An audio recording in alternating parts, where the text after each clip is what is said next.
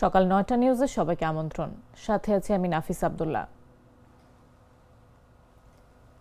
দেশে কোনো আধিপত্যবাদীদের স্থান দেয়া হবে না বলে মন্তব্য করেছেন জামাতে ইসলামী আমির ডাক্তার শফিকুর রহমান। বলেন, স্বাধীনতার ৫৪ বছর দেশের মান মর্যাদা অন্য দেশের কাছে বন্ধক রাখা হয়েছিল, এখন থেকে সেটি হতে দেয়া যাবে না। শনিবার রাতে পাবনা জেলার জামাতে ইসলামী আয়োজিত নির্বাচনী জনসভায় তিনি কথা বলেন। এ সময় আগামী ১২ ফেব্রুয়ারি নির্বাচনে ১০ দলীয় জোট সরকার গঠন করলে চাঁদাবাজ ও দুর্নীতিবাজদের হাত ভেঙে দেয়া হবে বলেও মন্তব্য করেন তিনি। ২৭ থেকে এখানে এই ২৭ তারিখ থেকে আমরা এই দুইটা আসনের প্রার্থীদের কারণ আমরা নির্বাচনী আইন বিধির প্রতি সম্মান রেখে চলতে চাই। আমরা নির্ধারিত করব। এখন আমি পাবনা আমরা খুঁজে খুঁজে আপনাদের দুয়ারে আসব। সকল প্রয়োজন পূরণ করতে আমরা তৎপর। আমরা ওয়াদাবদ্ধ মানবতার সম্মানে আপনারা যদি আমাদেরকে বিজয়ী করেন, গণভোটে কি বলবেন? আরো জোরে বলেন, কি বলবেন? আপনার প্রত্যেকটি ব্যক্তিকে হা বলার জন্য উৎসাহিত করবেন। গণভোটে হা বলা মানে হচ্ছে আজাদী।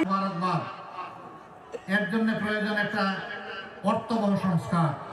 সংস্কারের প্রস্তাব বস্তা পচা রাজনীতিকে বলা দরকার তোমাকে লাল কার্ড রাখেন। বিএনপি চেয়ারম্যান তারেক রহমান আগামী ২৮ জানুয়ারি রাজশাহী সফর করবেন। ওই দিন দুপুর ১২টায় নগরীর মাদ্রাসা মাঠে নির্বাচনী জনসভায় প্রধান অতিথি হিসেবে যোগ দেবেন তিনি। সভা থেকে তিনি এই অঞ্চলের দলীয় এমপি প্রার্থীদের পরিচয় করে দিয়ে ধানের শীষে ভোট চাইবেন। তারেক রহমানের জনসভা সফল করতে শনিবার সন্ধ্যায় রাজশাহী নগরীর পদ্মা আবাসিক এলাকায় বিএনপি চেয়ারম্যানের উপদেষ্টা ও রাজশাহী ২ আসনের এমপি প্রার্থী মিজানুর রহমান মিনুর বাসায় জরুরি বৈঠক করেছেন বিএনপি নেতারা। বৈঠকে এই তথ্য জানানো হয়।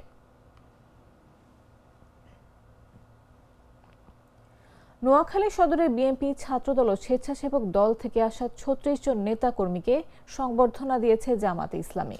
অনুষ্ঠানে প্রধান অতিথি ছিলেন জামাতে ইসলামীর নোয়াখালী জেলা আমির ও নোয়াখালী ৪ আসনে দলের সংসদ সদস্য প্রার্থী ইসহাক খন্দকার। তিনি নবাগতদের গলায় মালা পরিয়ে বুকে জড়িয়ে নেন। শুক্রবার বিকেলে আন্ডারচর ইউনিয়নে এই সংবর্ধনা সভার আয়োজন করা হয়। এই সময় সবাইকে ফুল দিয়ে বরণ করা হয়। সংবর্ধনার আয়োজকদের দাবি, যোগদানকারীরা স্থানীয় পর্যায়ের ছাত্রদল, স্বেচ্ছাসেবক দল সহ বিএনপি নেতাকর্মী। এর মধ্যে আন্ডারচর ইউনিয়ন স্বেচ্ছাসেবক দলের সদস্য আরিফ খান ছোটন, ১ নম্বর ওয়ার্ড ছাত্রদলের সভাপতি মোহাম্মদ রাসেল, ছাত্রদল কর্মী রেজাউল, বাবুল, সোহেল অন্যতম। তবে এই বিষয়ে নোয়াখালী জেলা বিএনপির দপ্তরের দায়িত্বপ্রাপ্ত সদস্য অ্যাডভোকেট রবিউল হাসান পলাশ বলেন, যোগদানকারীরা বিএনপি বা তার দলের কোনো পর্যায়ে নেতাকর্মী নয়। বিএনপির নাম বিক্রি করে কোথায় কে যোগ দিল তা জানা নেই বলেও মন্তব্য করেন তিনি।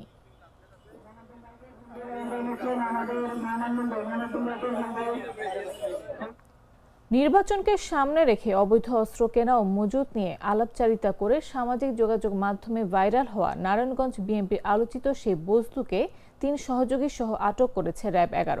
আটকদের নিকট থেকে বিদেশি পিস্তল ও গুলি উদ্ধার করা হয়েছে। বিষয়টি জাগো নিউজকে নিশ্চিত করেছেন র্যাব ১১ এর অধিনায়ক lieutenant colonel HM. Sajjad Hossain. আটক বজলুর রহমান সোনারগাঁও উপজেলা বিএনপির সহসভাপতি পদে রয়েছেন। এর আগে গেল ২১ জানুয়ারি রাতে ভিডিওটি ভাইরাল হয়। তাদের এই কথোপকথনে অবৈধ অস্ত্র মজুদের বিষয়টিও স্পষ্টভাবে উঠে আসে। এরপরে আইন শৃঙ্খলা রক্ষাকারী বাহিনী তৎপর হয়। দুধার চকলেটে একাকার হয়ে ওঠা প্রাণ লেয়ার সম্পর্কের মিষ্টি ম্যাজিক। জানাবো আন্তর্জাতিক সংবাদ।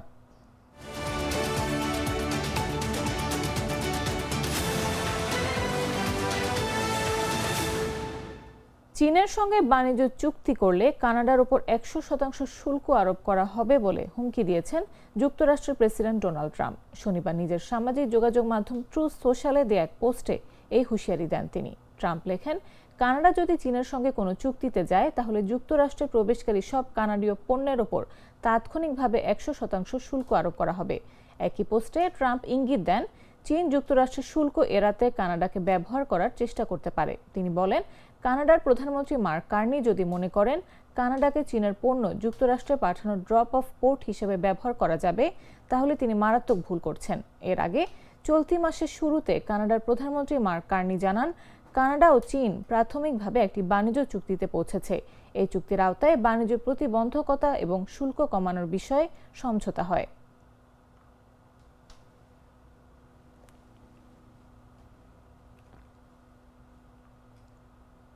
এবারে খেলার খবর।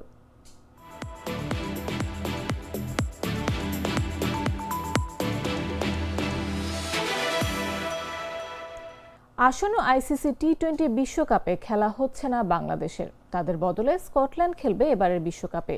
প্রেস বিজ্ঞপ্তি প্রকাশ করে বিষয়টি নিশ্চিত করেছে ক্রিকেটের সর্বোচ্চ সংস্থা আইসিসি। আন্তর্জাতিক ক্রিকেটের নিয়ন্ত্রক সংস্থা বাংলাদেশকে ভারতে খেলার বিষয়ে তাদের অবস্থান পর্যালোচনার জন্য সময় দিয়েছিল। তবে বাংলাদেশ তাদের সিদ্ধান্তে অটল। নিরাপত্তার শঙ্কা থাকায় ভারতের মাটিতে তারা কিছুতেই খেলবে না, যার ফলশ্রুতিতে বিকল্প দল বেছে নিচ্ছে আইসিসি। এই বদলের ফলে স্কটল্যান্ড প্রাথমিক পর্বে গ্রুপ সিতে জায়গা পেয়েছে। গ্রুপ পর্বে কলকাতায় খেলবে ওয়েস্ট ইন্ডিজ, ইতালি ইংল্যান্ডের বিপক্ষে। এরপর 17 ফেব্রুয়ারি মুম্বাইয়ে নেপালের মুখোমুখি হবে স্কটিশরা। আইসিসি তাদের বিবৃতিতে দাবি করেছে, ভারতে বাংলাদেশ জাতীয় দলের কোনো বিশ্বাসযোগ্য বা যাচাইযোগ্য নিরাপত্তা হুমকি নেই। সে কারণে বাংলাদেশের ম্যাচগুলো শ্রীলঙ্কায় সরিয়ে নেওয়ার দাবি প্রত্যাখ্যান করেছে আইসিসি।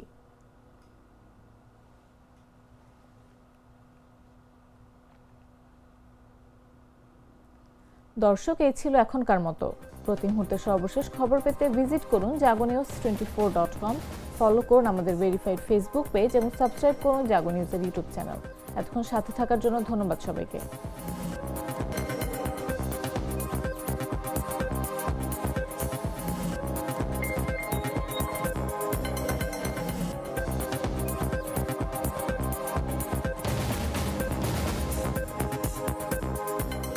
Mr. New